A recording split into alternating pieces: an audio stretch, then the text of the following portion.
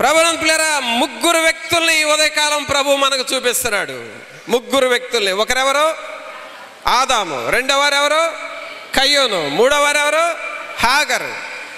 ఆదాము దాక్కున్నాడే కానీ వెనక్కి తిరిగి రాలేదు, అందువలన తోటలో నుండి వెనక్కి తోలివేయబడ్డాడు. కయ్యోను తప్పు చేశాడు కానీ నేను తప్పు చేశానని ఒప్పుకోలేదు, వెనక్కి తిరగలేదు, అందువలన అతను దేశదిమ్మరైపోయాడు. హాగరు కూడా తప్పు చేసింది, అబ్రహామును శారాను వదిలిపెట్టి వెళ్ళింది. కానీ దేవుడు అడిగినప్పుడు వాస్తవం చెప్పింది, నేను నా యజమానురాల దగ్గర నుండి వెళుతున్నాను, ఎక్కడికి పారిపోతున్నానో నాకే తెలీదు అంది. నువ్వు వెనక్కి తిరుగు అని చెప్పాడు. ప్రియరా, మీరందరూ ఎలా చేయి చాపండి. అందరూ ఇలాగ స్ట్రైట్గా చాపండి. ముందు అసలు చేయి పైకి లేపండి. రైట్, దేవుని స్తోత్రం. ఒకసారి చేతుల పైకి చప్పట్లు కొట్టండి. రైట్. ఇప్పుడు ఒక్క చేయి ఇలా చాపండి. ఇప్పుడు నేను మీ దగ్గరకు వచ్చి ఒక మంచి నీకు నచ్చిన స్వీటు లేక నీకు నచ్చిన ఒక ఫ్రూటు తీసుకొచ్చి నీ చేతిలో పెడతా. నీ చేతిలో పెడతానికి ఇప్పుడు నేను దూకుతున్నా, ఇక్కడ నుంచి వచ్చి నీ చేతిలో పెడతా. నీ చేతిలో పెట్టాను అని అనుకో. ఇప్పుడు నీ చేతిలో పెట్టింది తినండి.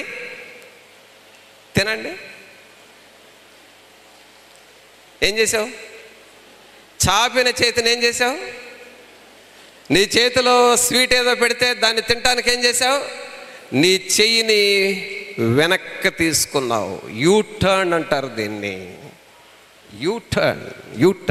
నీ చెయ్యిని ఇలా చాపావు, చేతిలో పలహారం పెట్టాం లేకపోతే స్వీట్ పెట్టాం, ఇప్పుడు నువ్వు తిను అన్నాను, నువ్వు ఇలాగే పెట్టేది. నా చెయ్యి మాత్రం వంచను, నా చెయ్యి ఇట్లాగే నిటారుగా ఉంటుందంటే నువ్వు తినేది లేదు, నీకు ఆకలి తీరేది లేదు. నువ్వు తినాలి అంటే నీ చెయ్యిని యూటర్న్ తీసుకోవాలి, వెనక్కి తీసుకోవాలి. సహోదరుడా, నీ ఆకలి తీరాలంటే నీ చెయ్యిని ఎలా వెనక్కి తీసుకుంటున్నావో, దేవుని ఆశీర్వాదం రావాలంటే నీ ప్రవర్తనను వెనక్కి తీసుకోవాలి, దేవుని వైపుకు నువ్వు తిరగాలి. ప్రతి ఒక్కరిలో యూటర్న్ అనేది చాలా ఇంపార్టెంట్.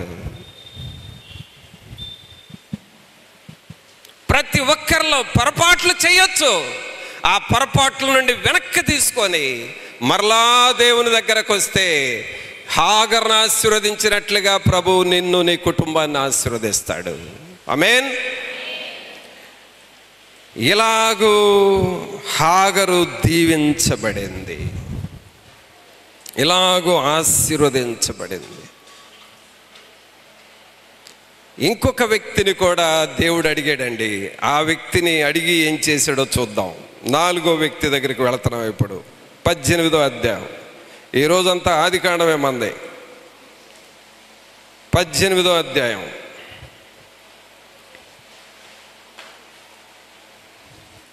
9వ వచనం ఉంది అండి. ఆదికాండము 18వ అధ్యాయము 9వ వచనం. వారతనితో నీ భార్య అయిన శారా ఎక్కడ ఉన్నదని అడుగగా అతడు అదిగో గుడారములో ఉన్నదని చెప్పెను. ఇక్కడ కూడా ఎక్కడ అనే మాటనే దేవుడు అడిగాడండి. ఎక్కడ? ఆదామునేమో ఎక్కడున్నావు అన్నాడు, కయ్యూనునేమో నీ తమ్ముడు ఎక్కడా అన్నాడు, హాగర్నేమో ఎక్కడి నుంచి వస్తున్నావు అన్నాడు. అలాగే ఇప్పుడు అబ్రహామును అడుగుతున్నాడు దేవదూత, నీ భార్య అయిన శారా ఎక్కడా? నీ భార్య అయిన శారా ఎక్కడా? ఎందుకు అడిగాడు ఈ ప్రశ్న? నీ భార్య అయిన శారా ఎక్కడా? నీ భర్త అయిన అబ్రహాం ఎక్కడా? నీ పిల్లలు ఎక్కడా? నీవెక్కడా?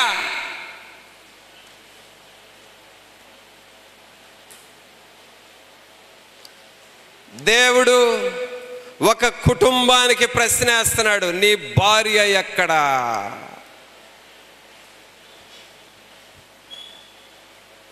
సోదరుడా, సోదరి, ఎందుకు ఈ ప్రశ్న అంటే, ఈ కుటుంబము దేవుని సన్నిధిలో ఉన్న కుటుంబము. ఈ కుటుంబము దేవుని ఆత్మతో నింపబడిన కుటుంబము. ఈ కుటుంబము ఎప్పుడు దేవుని పని అంటే పరిగెత్తుకుంటా చేసే కుటుంబం.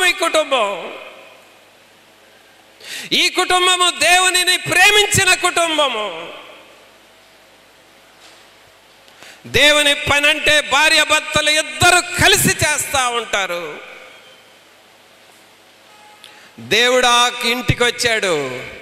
ఎందుకు అడుగుతున్నాడంటే, నీ భార్యను నేను దీవించాలి, నీ భార్యను నేను ఆశీర్వదించాలి, నీ కుటుంబానికి సంతానాన్ని నేను ఇవ్వాలి. అందుకే నీ భార్య అయిన శారా ఎక్కడా? సోదరుడా, సోదరి, పరిశుద్ధాత్మ దేవుడు మనల్ని అడుగుతున్నాడు, నీ కుటుంబాన్ని దీవించటానికి నీవెక్కడుంటున్నావు అసలు?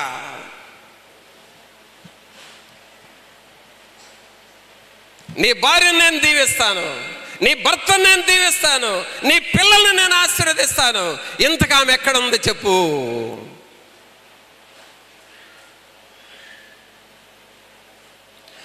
నీ సన్నిధిలో మోకరించి నీ మార్గములు నడిచెదా, నిరసించక సాగెదా, నీవేను తిరుగా నీ సన్నిధిలో మోకరించి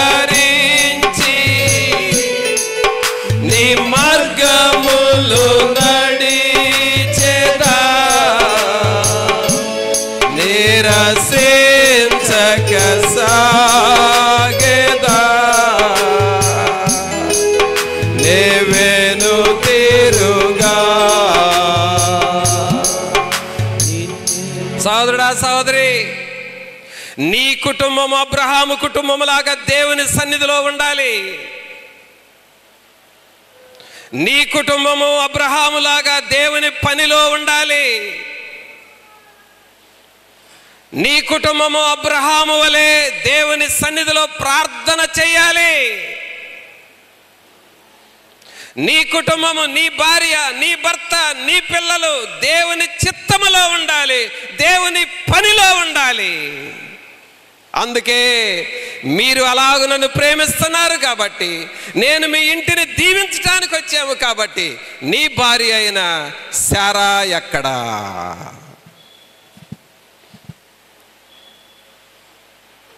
నీ భార్య అయిన శారా ఎక్కడా?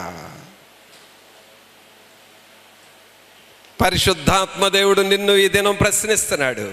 నేను నిన్ను దీవించాలనుకుంటున్నాను, నువ్వెక్కడా? అబ్రహాముకు రోజు దేవుడు కనపడుతున్నాడు. అబ్రహాముకు రోజు దేవుని సన్నిధి కనపడతా ఉన్నది. అబ్రహాముకు దేవుని సన్నిధి నిరంతరము కనబడతా ఉన్నది.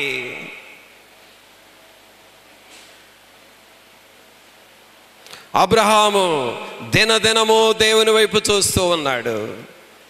సోదరుడా, సహోదరి, దేవుని వైపు అలాగ నువ్వు చూస్తా ఉన్నావా? దినదినము దేవుని వైపు చూస్తున్నావా? దినదినము దేవుని ముఖ దర్శనం చేసుకుంటున్నావా? దినదినము దేవుని స్వరం వింటున్నావా? దినదినము దేవుని వాక్యాన్ని చదువుతున్నావా? దినదినము దేవుని పనిలో ఉన్నావా?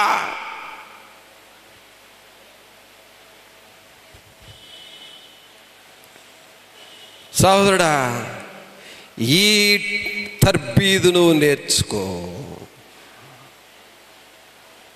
దేవుని కొరకు నేను జీవిస్తాను, నా కుటుంబాన్ని దేవుని సన్నిధిలో నడిపించుకుంటాను. నీకు దేవుని మందిరం ఆదివారం ఒక్కరోజే కాదు కనపడేది, జాగ్రత్త. నీవు డైలీ అబ్రహాములాగా దేవుని వైపు చూడటం నేర్చుకో. అప్పుడు నీ కుటుంబం దీవించబడుతుంది.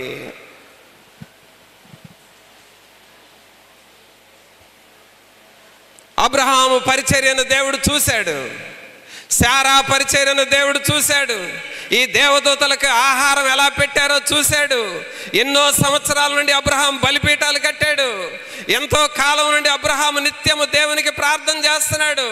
దేవుని మాట విన్నాడు అబ్రహాము. శారా కూడా లోబడింది. ఇద్దరు దేవుని పనిలో నడుస్తూ వెళతా ఉన్నారు. ఇలాంటి కుటుంబాన్ని దేవుడు దీవించాలని కోరుకున్నాడు. చప్పట్లు కొడదాం అందరం ఒక్కసారి. దేవానికి స్తోత్రాలు అని చెబుతాము. ఈ కుటుంబాన్ని దీవించాలని దేవుడు కోరుకున్నాడు. సహోదరుడా, సహోదరి, దేవుని మందిరము నిన్ను దీవించే స్థలమై ఉన్నది. దేవుని సన్నిధి నీకు ఆ ప్రేమను పొర్లేటట్లుగా నీలో ప్రవహింపచేసే స్థలమై ఉన్నది.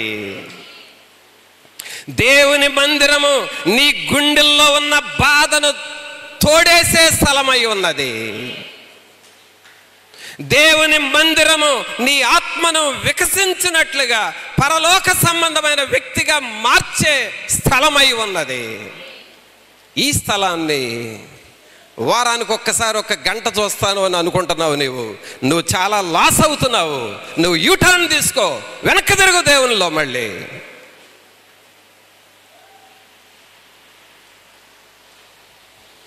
శారాను దేవుడు దీవించడం ప్రారంభించాడు. దేవునికే కలిగిందండి ఆలోచన. అందుకని అబ్రహాముతో అంటున్నాడు, నీ భార్య అయిన శారా ఎక్కడా?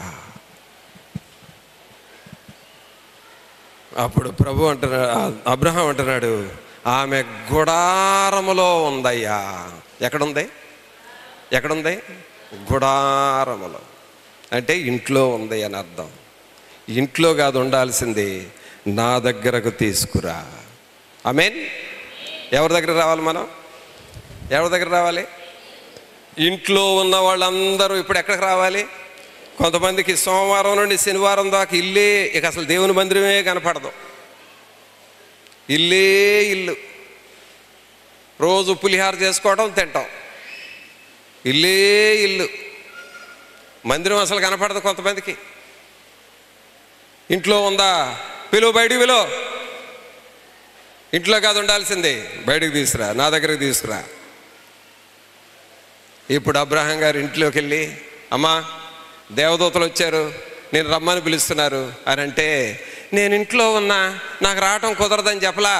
పరిగెత్తుకుంటా వచ్చింది. పరిగెత్తుకుంటూ వచ్చే స్త్రీలందరూ చప్పట్లు కొట్టండి. అబ్బా, మీరందరూ ఎట్ట పరిగెత్తారో చూస్తా మీ సంగతి. పరిగెత్తుకుంటా వచ్చింది ఈ శారా. అప్పుడు దేవదూతల దగ్గర నిలబడింది. అప్పుడు దేవుడు ఆ శారాను చూసి ఆ చెయ్యి చాపి అంటున్నాడు, మీదటికి మరలా తిరిగి మీ ఇంటికి వస్తాం, అప్పుడు నీకు కుమారుడు కలుగును గాక. ఆమేన్. ఎప్పుడన్నాడు ఈ మాట అంటే, ఎప్పుడన్నాడయ్యా మాట అంటే, ఇట్రా, ఎప్పుడన్నాడయ్యా ఈ మాట అంటే, గుడారంలో ఉన్నప్పుడు కాదు, ఎదురుగా వచ్చి నిలబడ్డప్పుడు. ఆమేన్. ఎప్పుడు? ఎదురుగా వచ్చి నిలబడితే అప్పుడు అన్నాడు. కాబట్టి దేవుని దీవెన, దేవుని ఆశీర్వాదం రావాలి అనంటే ఆదాములాగా చాటును దాక్కుంటే రాదు. కయ్యూనులాగా చేసిందేదో చేసి నాకేం తెలియదంటే చెప్తే రాదు. శారాలాగా, అహాగరులాగా ఆశీర్వాదం రావాలంటే యూటర్న్ తీసుకొని మరలా దేవుని దగ్గరకు రావాలి, అప్పుడు ఆశీర్వాదం వస్తుంది. లేక శారాలాగా దేవుని ఎదుట నిలబడితే మీదటికి మరొక సంవత్సరానికి నీకు కుమారుడు కలుగునుగాక అని చెప్పాడు. ఆమేన్. కాబట్టి నలుగురిని చూపించాను మీకు. కూర్చో. ఎంతమందిని చూపించాను? చూపించండి. 4 వేళ్ళు చూపించండి. ఆ 4 రేళ్ళు ఎవరెవరు? 1 ఆదాము, 2 కయ్యోను, 3 హాగరు, 4 శారా. ఆ 4 రేళ్ళు అట్లాగే ఉంచండి, వంచొద్దు. వంచారో ప్రసంగం పెరిగిద్ది. ఆ 4 రేళ్లలో మనం నేర్చుకోవాల్సిన సత్యం ఏంటంటే, ఆదాము చాటును దాక్కున్నాడు, ఆశీర్వాదం పోగొట్టుకున్నాడు. కయ్యూను చాటుగా చేశాడు, చేసేనని ఒప్పుకోలా. అందువలన వీళ్ళిద్దరూ దేవుని ఆశీర్వాదాలు పోగొట్టుకున్నారు. 3వ వ్యక్తి హాగరు, ఆమె కూడా పారిపోయింది, కానీ యూటర్న్ తీసుకుంది, మళ్ళా వెనక్కి తిరిగి వచ్చింది, దేవుని ఆశీర్వాదం పొందింది. 4వ వ్యక్తి శారా, దేవుని కొరకు నిలబడింది, దేవుని ఆశీర్వాదం పొందుకుంది. మరి 4 రేళ్లలో ఏ రేళ్ళలాగా ఉంటావు నువ్వు? ఆదాములాగా ఉంటానా అన్న వాళ్ళందరూ చేతులు ఎత్తండి, చప్పట్లు కొట్టండి. మీ అందరికీ నేను వందనాలు చెబుతాను.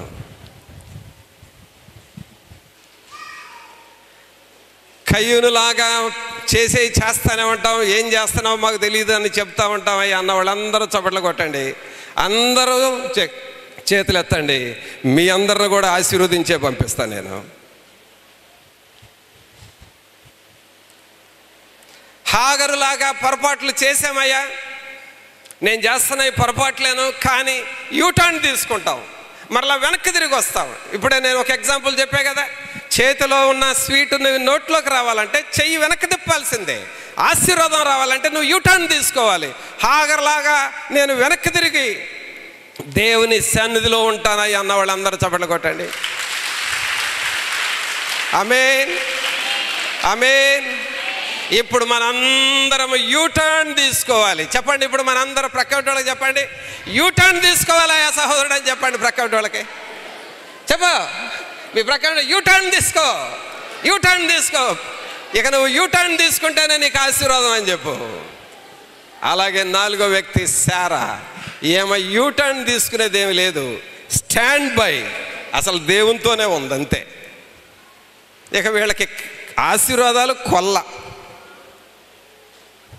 ఆశీర్వాదాలు నా గిన్నె నిండి పొర్లుచున్నదన్నట్లుగా వస్తాయి. అందువలన నీ భార్య అయిన శారా ఎక్కడ? ఆమెను దీవించాలనుకున్నాడు. గుడారములో నుండి ఎక్కడికి వచ్చింది? దేవునికి ఎదురుగా వచ్చింది. మీలో కొంతమంది ముఖాలు నాకు ఒక్క ఆదివారమే కనపడతాయి. నిజం, ఒక్క ఆదివారమే చూస్తా మిమ్మల్ని. మళ్ళా నేను మిమ్మల్ని చూడాలనుకుంటే మళ్ళీ ఆదివారం రావాలి. ఇలాంటి వాళ్ళు లాభం లేదు. డైలీ దేవుని ముఖం చూసేవాళ్ళు కావాలి, డైలీ దేవుని సన్నిధిలో ఉండేవాళ్ళు కావాలి, డైలీ శారాలాగా దేవుని పనిని చేసేవాళ్ళు కావాలి,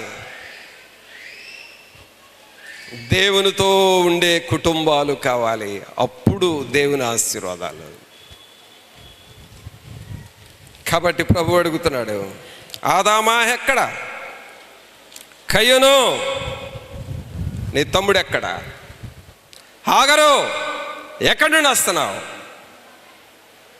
అబ్రహాముతో అంటున్నాడు, నీ భార్య అయిన శారా ఎక్కడ? మరి వీరిలో నువ్వు ఎవరిలాగా తయారవుతావు?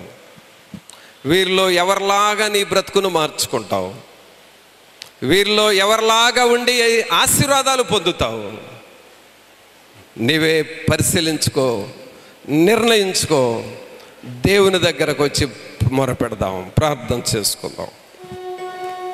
1 నిమిషం అందరము ప్రభు సన్నిధిలో. ప్రభా, మీ సన్నిధిలో మేము జీవించాలి, మీ వాక్యముతో మేము నింపబడాలి. ప్రభా, మీ బలమైన హస్తమును మాతో ఉంచండి నాయన. పరిశుద్ధాత్ముడా, మీకు స్తోత్రాలు, మీకు వందనాలు. ప్రభా, మీ సన్నిధిని మాతో ఉంచండి, మీ అభిషేకమును మాకు దయచేయండి. ప్రభా, పరిశుద్ధాత్మ దేవా, మీ వైపు చూస్తూ ఉన్నాము, మీ సన్నిధిలో మేము ఉండాలి. ప్రభా, శారాలాగా మీ ముఖ దర్శనము మేము చేస్తూ ఉండాలి. ప్రభా తండ్రి, మీకు స్తోత్రాలు, మీకు వందనాలు ప్రభా అని నువ్వు ప్రభువుని అడుగుతావా? సహోదరుడా, సహోదరి, దేవుని నువ్వు వేడుకుంటావా? పరిశుద్ధాత్మ దేవుణ్ణి నువ్వు అడుగుతూ ఉంటావా?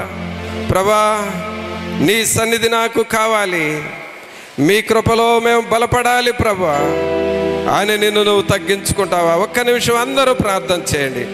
పరిశుద్ధాత్మ దేవుడు మనతో ఉండి మనల్ని నడిపించులాగన పరిశుద్ధాత్ముడా మీ సన్నిధిని మాతో ఉంచండి, మీ కృపలో బలపరచండి. మీ ఆత్మశక్తిని, మీ కృప, మీ కాపుదల మాకివ్వండి ప్రభువా అని నువ్వు ప్రభువుని అడుగుతావా?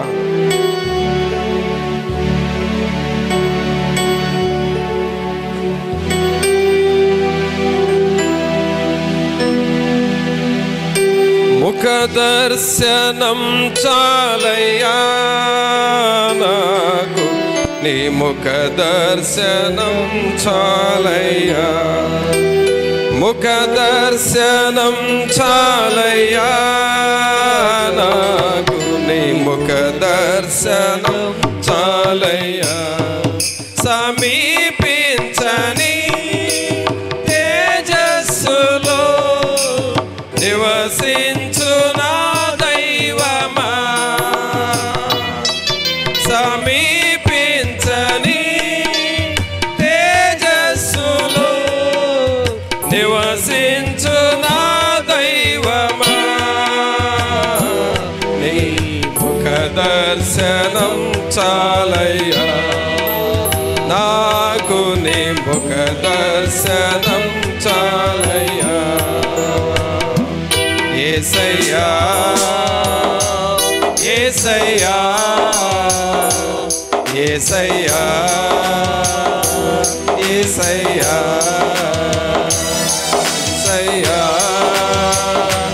యేసయ్యా యేసయ్యా యేసయ్యా. ముఖ దర్శనం చాలయ్యా నాకు, నీ ముఖ దర్శనం చాలయ్యా నాకు, నీ ముఖ దర్శనం చాలయ్యా. అన్నపానములు మరచి నీతో గడుపుట పరలోకానుభవమే నాకది ఉన్నత భాగ్యమే.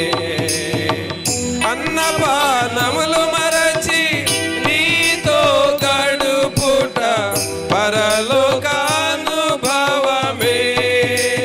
నాకది ఉన్నత భాగ్యమే. యేసయ్యా యేసయ్యా యేసయ్యా యేసయ్యా యేసయ్యా యేసయ్యా యేసయ్యా యేసయ్యా. ముఖ దర్శనం చాలయ్యా నాకు, నీ ముఖ దర్శనం చాలయ్యా. ముఖ దర్శనం చాలయ్యా నాకు, నీ ముఖ దర్శనం చాలయ్యా. సమీపించని తేజస్సులో నివసించు నా దైవమా, నీ ముఖ దర్శనం చాలయ్యా నాకు, నీ ముఖ దర్శనం చాలయ్యా. యేసయ్యా యేసయ్యా యేసయ్యా యేసయ్యా యేసయ్యా యేసయ్యా యేసయ్యా యేసయ్యా యేసయ్యా యేసయ్యా యేసయ్యా యేసయ్యా యేసయ్యా.